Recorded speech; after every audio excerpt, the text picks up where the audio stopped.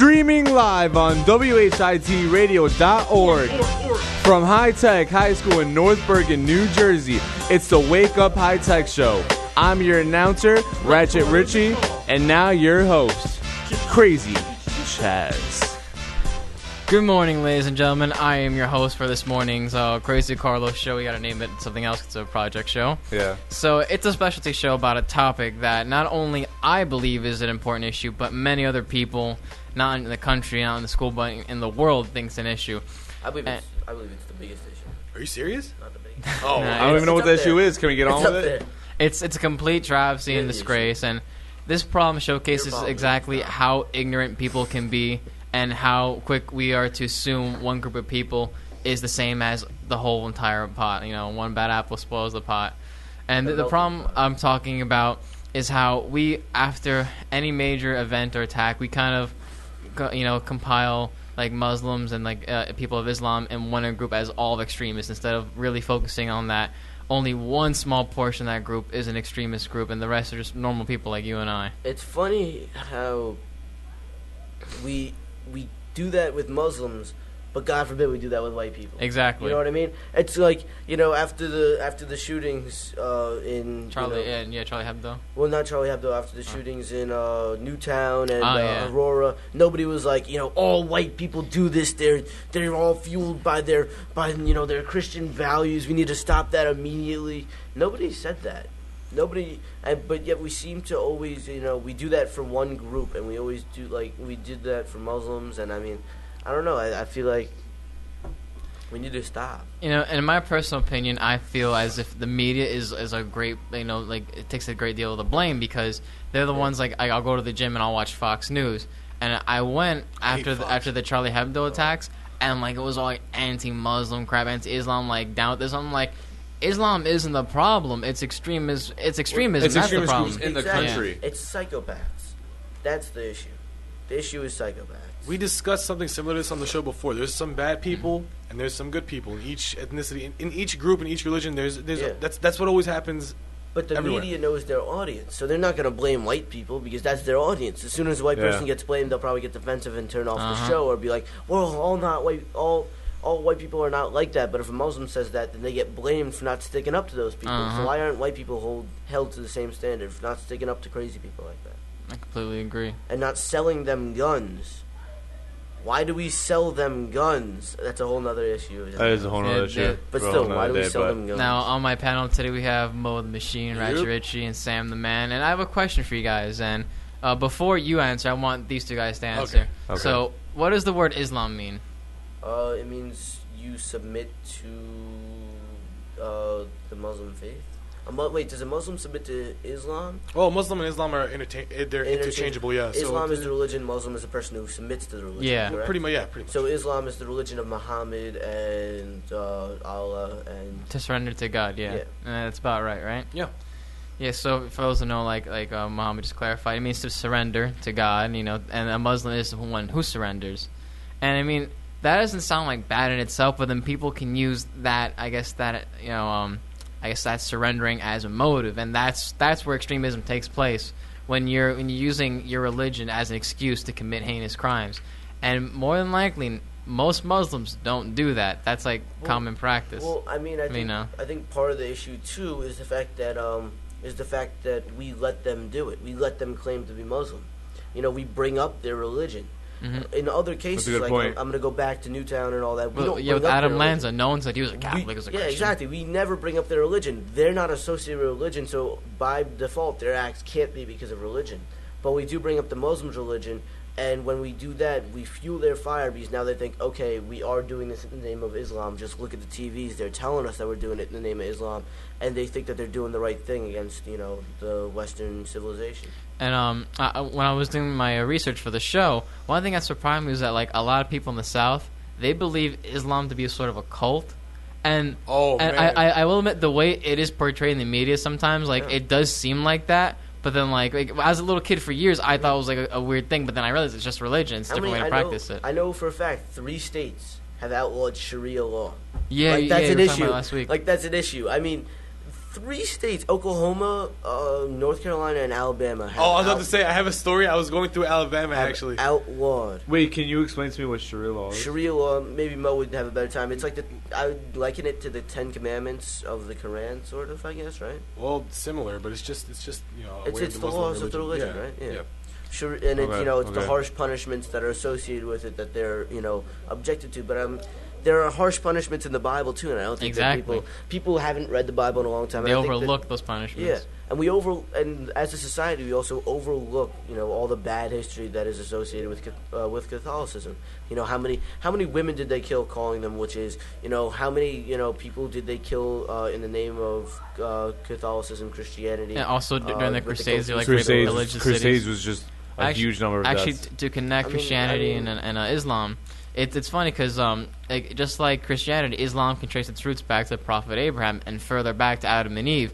So it's not like our roots differ by a lot. Like we have these these great similarities. Believe it or not, in the Quran and the Bible, there are a lot of similarities. Even Jesus is mentioned in the Quran. Yeah, exactly. Yeah. They mentioned Jesus, mentioned Moses, but I believe the Muslim faith happened when Abraham couldn't have have a son with his own wife, so he had a son with one of his servants. And then once he got a son with his wife, he banished them both, and then that started wasn't that something like that? Didn't that start a little bit of? I thought it was something having to do with a sacrifice or something.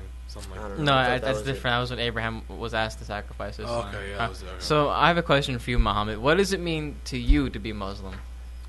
Honestly, just from my experience, a peaceful person. Like I want to introduce you guys some of my uncles, some of my cousins, like these are guys who literally would not hurt a fly. And can I ask you a question? Yeah, sure. Do you go to mosque? I'm gonna be honest with you, and with you guys too. I don't go as much as I should. I don't go every week, but I go a few times a year. It's not, that's just the way it is.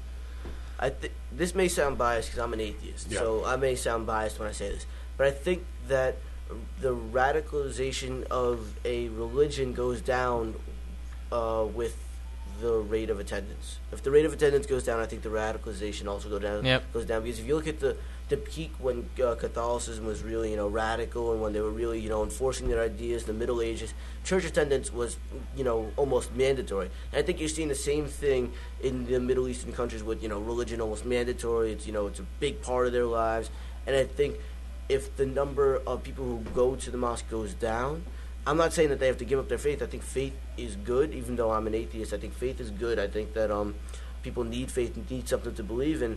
But I think that church attendance and almost, I don't want to sound harsh, but almost the brainwashing towards making them believe that that's the only truth and believe it or not, nothing else can be accepted is what sort of starts this radicalization of people. Believe it or not, well, obviously we weren't around in the 90s, and I can't speak for all of the Middle East, but I can speak for Palestine. Mm-hmm. When my uncles, my father were back there, they were there visiting in the 90s, and people were barely going to the mosque then. People weren't crazy religious during the 90s, but that's when things started to get worse with Israel taking over, and the way they saw it is religion was all they had to turn towards, and that's all they have right now. We've seen what happened. They looked around at each other, and they looked around at other people in the Middle East, and they looked at the people in Israel. They said, "What's the difference between us?" And they said, "Okay, we're Muslims. They're not. We need to band together. We need to, join together. Group around this similarity between all of us." I think that's what. Sam, I think what you brought up is it's really interesting because I'm a Christian myself, and I don't attend church. Not simply because I'm lazy or I don't want to. It's because church or even mosques, I believe, it's an interpretation of the Bible. Or for mosques, it's an interpretation of the Quran.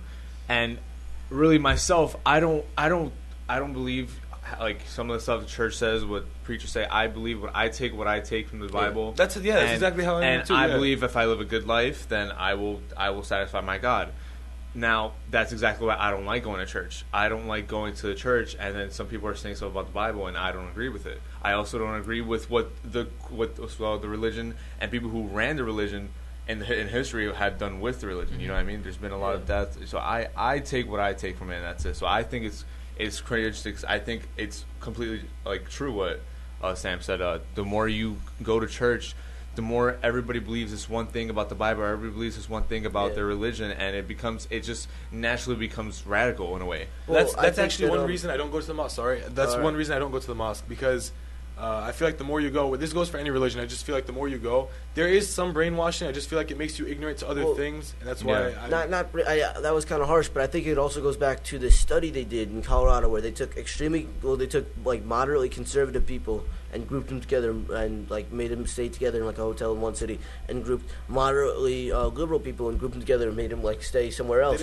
And the religious group got more. No, the conservatives and the liberals, they each group got more and more polarized as the days and the weeks went on. So I think that's what happens sort of with religion. The more you group yourself up with people who believe in the same religion, the more polarized you're going to be, the more radical you're going to get. So I think that I think that faith is, a really good thing. I think people definitely need something to have faith in. I mean, there's no atheists in a foxhole. You really need a lot of places. Which has always been. I'm sorry, Mo. Which has always been my problem with church. It's always, at the end of the day, it's an interpretation of the Bible or interpretation of what people believe God wants or God believes or what your God believes, whatever. I don't agree with that. I have my own interpretation of what my God wants. I have my own interpretation of the Bible. You look at the great ages in sort of our time, and then you think of like the Middle Ages. There wasn't very many debates about religion, theology. It was sort of like, okay, it's written in the Bible. This is the way we're going to follow it. And you look at the great ages of understanding, and they really dive into these concepts. They really think about, okay, why this? Why not that?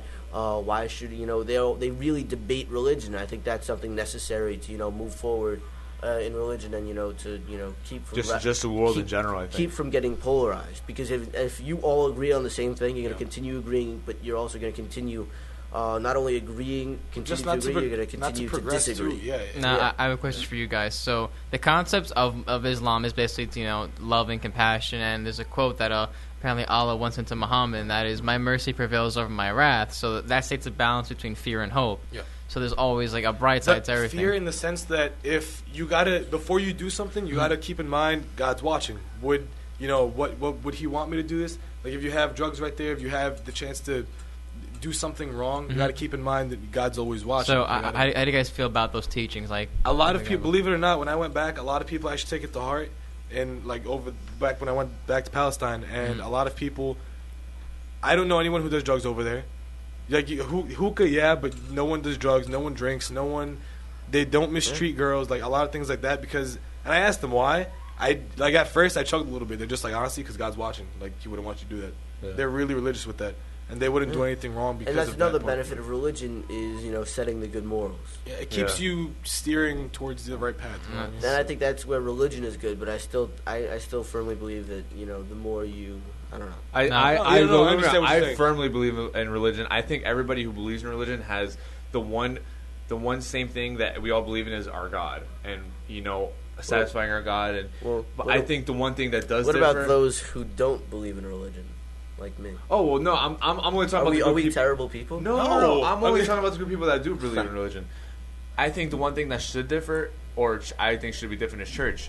Because it's just you have these group of people and you're all thinking the same thing, and not even in religion but in everything else. If you get one group of people together and everybody believes the same thing, is there ever going to be a grass greener on the other side? Is there ever going to be like improvement? No, progression. No, that's and I think that's the biggest problem with church. It's all this.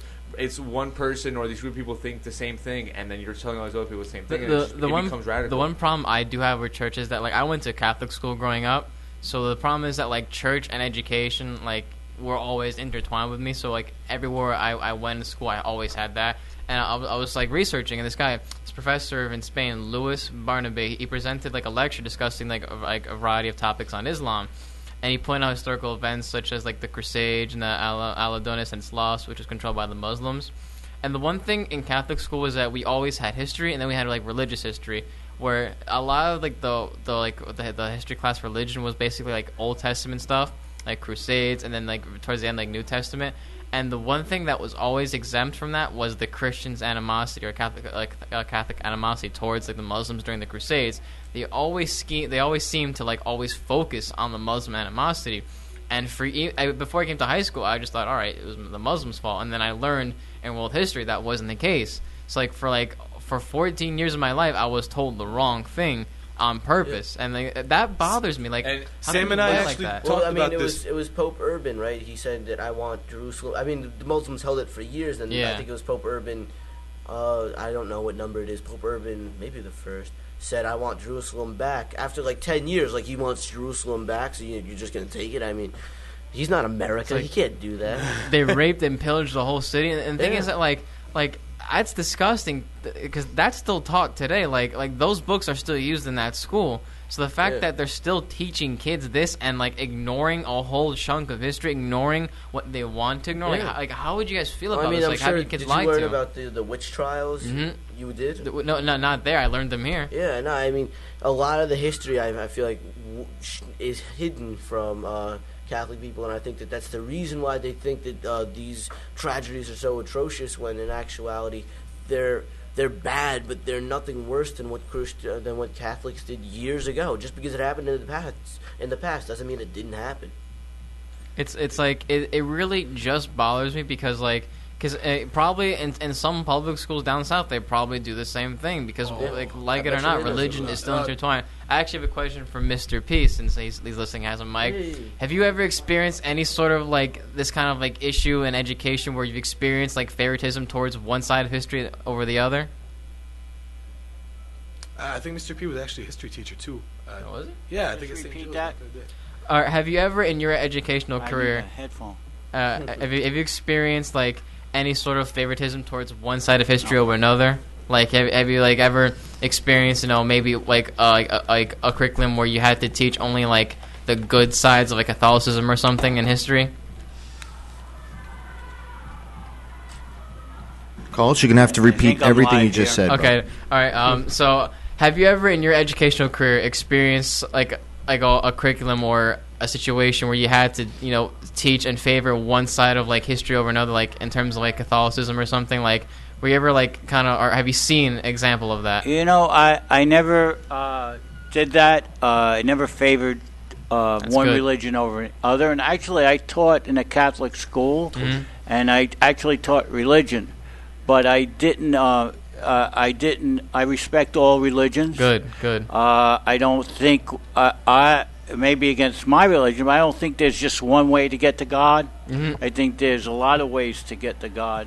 And any religion, the major religions I know, all stress peace and getting along with everybody and loving your neighbor. So these people that use one religion to justify their violence are just full of BS. Tell you the truth, they're just full of BS.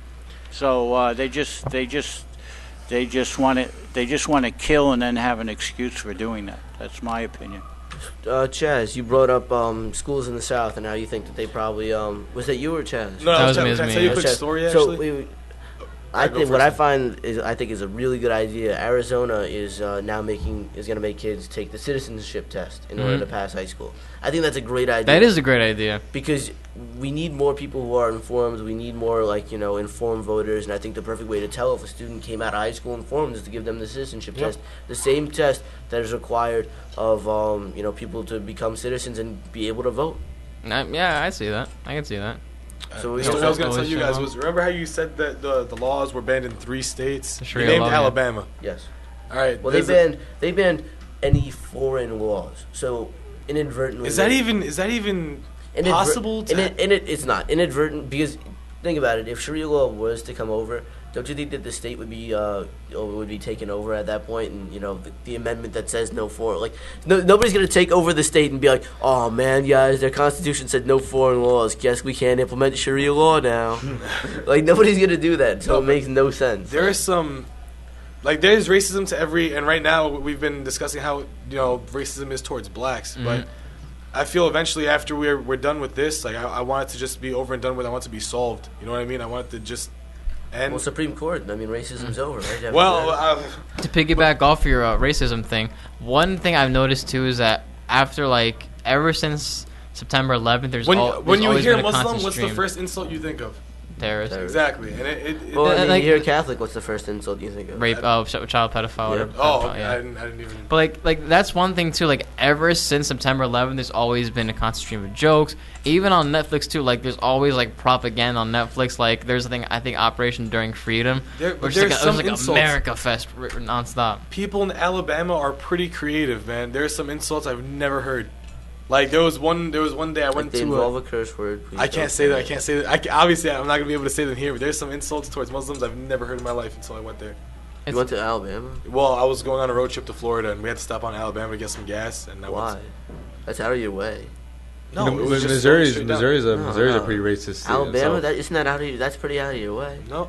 No, my uncle ended up going to Alabama too. Yeah, that's what. Right. Yeah, that was my bad for a second. I'm thinking like, why would you go? Yeah. Here I am going to South Carolina, making a right to Alabama to come back to Florida. Like, or like maybe I'm thinking in my mind, like, did he get arrested in Georgia or something? Like, you can't go through Georgia. I have a question for you, Muhammad. Have you ever been like a victim of like this type of stereotyping or like name calling or jokes? Yeah. Like severe or? Yeah, but after a while, honestly, it's sad to say it, but you just get used to it. Now, Mr. P, in your educational experience, have you ever seen like students or even faculty become victim of like stereotyping or prejudice or racism? I don't know overtly. Mm-hmm. I've never seen anything in my face overtly, but I would imagine there's a lot of subtle prejudices going on. I've heard people make comments with the Habib. Mm-hmm. Wearing the headdress and what it's that all about? Why do they have to look different than us? That kind of thing. But as far as principles of the religion, I really have never heard that. That's good. But some of the dress, I've heard comments on that. It's just personally, like I'm disgusted by this type of behavior. I mean, people are people. You just gotta let them be. Yeah, but this is something that's happened all throughout history. Like at one point, Sam and I were discussing this. It was in the 40s. It was with Japanese people. The internment camps. From the 50s and on. Actually, even before the 50s, all the way till even right now, it's with African Americans. Oh, in our entire history. Exactly. I'm like even our before. Our entire history. Yeah, it's African Americans, Japanese people, even Hispanic people have their. Besides the Native Americans, the first culture that was and country that was discriminated against were Irishmen. Yeah. Irishmen and women. Yeah. So if Irish need not apply. Scotland too. Well, Scottish. Hold on. That's not before Native Americans. Though. No, that's like during. That's why I said before Native Americans. Besides Native Americans. I mean African Americans too. Absolutely. I mean, slavery was around before the Irish, before the potato famine. It was Native Americans, and you had. But with Irish and Scotland people, which African Americans are still dealing with today. It wasn't that hard for them to blend in. Because I thought you meant Irish back in Ireland with the way the. No, I thought when they came over here. About America. Yeah, they're in the industrial era. So wait, this is my point here. The fact that we have to talk about all these races being like persecuted or like that's ridiculous. It seems like the only group besides the British that came in and sort of wasn't picked on were the Germans, and that was mostly because they came in wealthy. And not even that. They were smart and good with their hands. They could do anything. Well, they all went Midwest because they were they had money to begin with. So I mean it was Pennsylvania Dutch. They weren't really Dutch, right? So they were Deutschland. Deutsch. They couldn't pronounce Deutsch, so they called them the Pennsylvania Dutch. Well, one thing that German. It does bother me about this topic too is that it's one thing for adults to make these comments, but when kids our age and younger make these comments, it's like they don't know any better because they're surrounded. I think it's the other way around. I think it's worse when adults make the comments. You could sort of see. There was an interesting article in the New York Times today because about France cracking down on people saying stuff like that. There was an 8-year-old kid who made comments. I read the article. I forget. He made some sort of comments like I'm with the terrorists. Like the Charlie Hebdo people deserve to die. And I think that it's more of a reflection not of him or not of his upbringing, but more of a reflection of the attitude of the French people towards Muslims. Because he wouldn't say that if he didn't feel already discriminated against. That's true. He's 8 years old. Like I mean, So I guess my final thoughts are so what September 11th happened? So what Charlie Hebdo happened? So what, these wars happen? It's not the Muslim people's fault. It's extremism's fault. It's not these people's fault. Psychopaths. You can't categorize these people and everything. We not only as a country but as a planet have to set our tolerance, on high, because it's ridiculous now. It's getting to the point where it's been happening for centuries, but it's so like widespread now. We're more aware of it now that now it's becoming a bigger and bigger issue, especially when we're getting more torn in opinions and we're able to express those opinions more freely. So, any final thoughts from the panel? Carlos, let me just make this thought. When ignorance and fear collide in people, that's dangerous. That's what happens. And you've seen it just not with religion, but skin color, all kinds of, when people start segregating each other into groups, then they start fearing another group. They don't understand it. I completely agree. And that's what happens. Any final thoughts from our panel? There's just one thing that's always on my mind. People always like money. What? There's always people are always like, oh, Muslims have to stop taking everything, so hard, so up the butt. So do Christians. But there's some times where I look at the insults and I look at the people who are saying them. I'm just like, are you? Can they take them any other way? But you're right. I really hope someday there comes a point when all this is just over and done behind us. Yeah. Richie, Sam? I actually was just about to say the same thing Mr. P said. Mr. P took the words out of my mouth. It's really like one of our country's biggest threats is our own ignorance. It's really what fuels a lot of our own social problems, cultural problems. Sam the man?